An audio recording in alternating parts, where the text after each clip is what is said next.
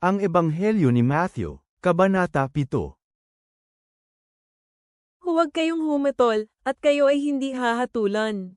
Sapagkat ang paghatol na iyong inihatol ay siyang ihahatol sa inyo. At ang panukat na inyong ginamit ay siya ring panukat na gagamitin sa inyo. At bakit mo tinitingnan ang maliit na pirasong dayami na nasa mata ng iyong kapatid, ngunit hindi mo napapansin ang troso na nasa sarili mong mata? Paano mo sasabihin sa iyong kapatid, hayaan mo akong alisin ang pirasong dayami na nasa iyong mata, habang ang troso ay nasa iyong mata? Mapagpanggap ka, alisin mo muna ang troso sa iyong mata, at pagkatapos ay malinaw kang makakakita upang alisin ang piraso ng dayami na nasa mata ng iyong kapatid. Huwag ninyong ibigay ang anumang banal sa mga aso, at huwag ninyong ihagis ang inyong mga perlas sa harapan ng mga baboy. Kung hindi, ito ay tatapak-tapakan lang nila, at kayo ay babalingan at pagpipira-pirasuhin. Humingi kayo, at ito ay ibibigay sa inyo. Humanap kayo, at kayo ay makakatagpo. Kumatok kayo, at bubuksan ito para sa inyo. Sapagkat ang lahat na humihingi, ay makatatanggap. At ang lahat na maghahanap, ay makakatagpo.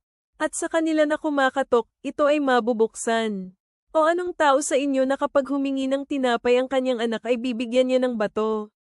O kapag humihingi siya ng isda, ay bibigyan niya ng ahas?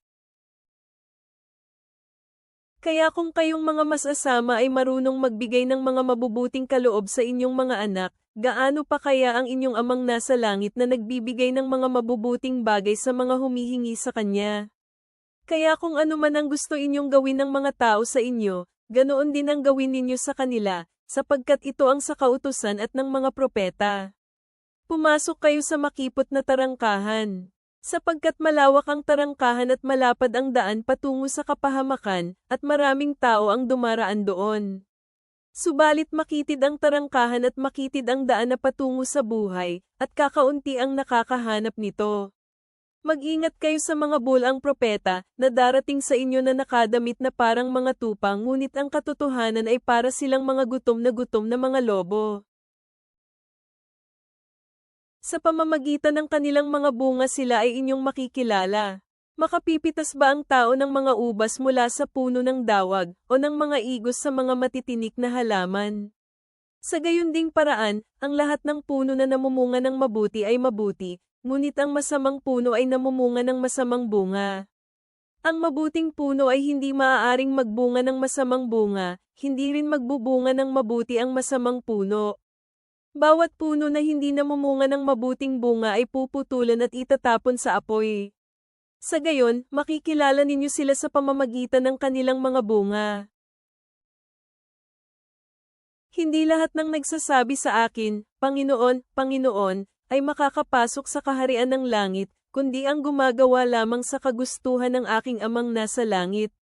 Maraming tao ang magsasabi sa akin sa araw na iyon, Panginoon, Panginoon, hindi ba kami nagsabi ng propesya sa iyong pangalan ay nagpal-eyes ng mga demonyo, at sa iyong pangalan ay gumawa ng maraming makapangyarihang gawain?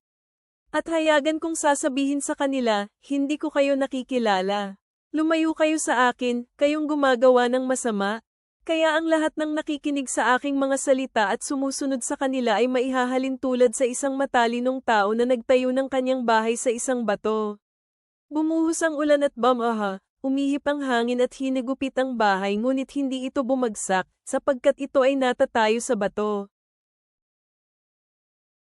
Subalit lahat ng nakarinig sa aking mga salita at hindi sinusunod ang mga ito ay mahahalin tulad sa isang taong mangmang na nagtayo ng kanyang bahay sa buhanginan.